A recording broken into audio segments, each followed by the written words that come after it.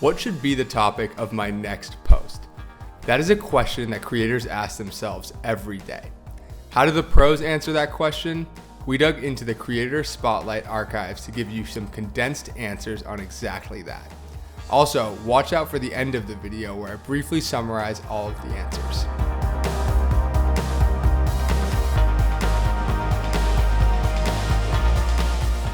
I guess I just want to ask you, like, how do you find all that stuff? Believe it or not, good old-fashioned RSS. I mean, which is great. So it's not even just the regular feeds in RSS, you know, that you like blogs, but getting creative and figuring out how to turn Instagram into a RSS feed or anything, just putting it all in there. So I use Feedly, and you know, not to bring this up since it's Google, but we all use Google Reader. And when that went away, everyone had to kind of start figuring out what to use. And so I ended up on Feedly, which has worked out pretty well. I poll, like I literally ask, you know, what are you wondering about right now? Or just kind of gauging. I'm in communication with my community a lot, talking through direct message and comments and emails and all of the things. We have a community board on yogagirl.com where people write in all the time, all day long. So sometimes I can gauge that there's a topic or something sort of bubbling in the community, and then I'll go to that. I try to figure out like a problem that my community has. I do a lot of like open feedback with my community too, of like, what are you what style problem do you have? Like, so I really try to create content that is like in direct answer or reflection to a problem that my community has.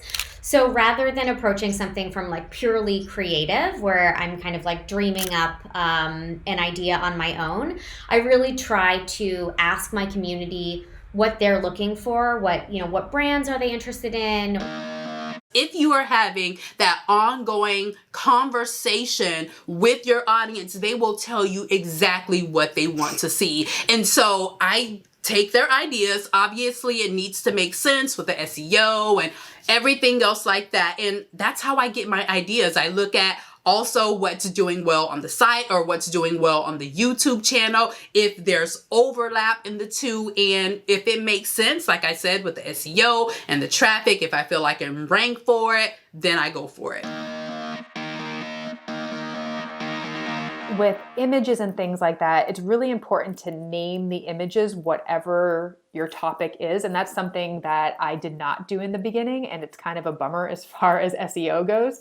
But if you have a topic, making sure you have a clear topic, you can even search, Google words or things like that, common words to help you with SEO. I think that's really important nowadays if you want people to find your content. I use Yoast. It's a plugin that helps with SEO, but I think that's really key. But making sure you're using keywords, things like that. Obviously, write the way you want to write, but work some of those keywords in. And I'm keeping in mind all along the way that I'm going to need photos for Pinterest. I'm going to need photos for Instagram. I think about all of those and how those are going to play out over social media and in the different ways that I might use them. And then I take action on them. And once the content is created, I share it out and share it and share it and share it. My favorite kind of post would probably be something with a takeaway, because I feel like you can really see people getting something out of it. To give you an example, I did this pink witch hat tutorial for you and your cat.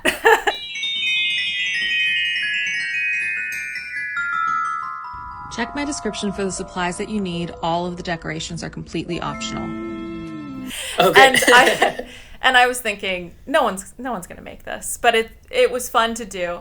And I cannot even tell you how many people made these pink witch hats, or they made their own version in different colors, and they made them for their bunnies, and they made them for their babies and stuff. And it brought me so much joy to see people creating something that I put out there. And so I love feeling like I brought some value to somebody. Thanks again to Abby, Tina, Keiko, Scott, Marisa, and Nakisha for being on the show. To summarize, here are 4 content tips for you. First, engage with your audience. Ask them what they want to hear about and build your content around their needs.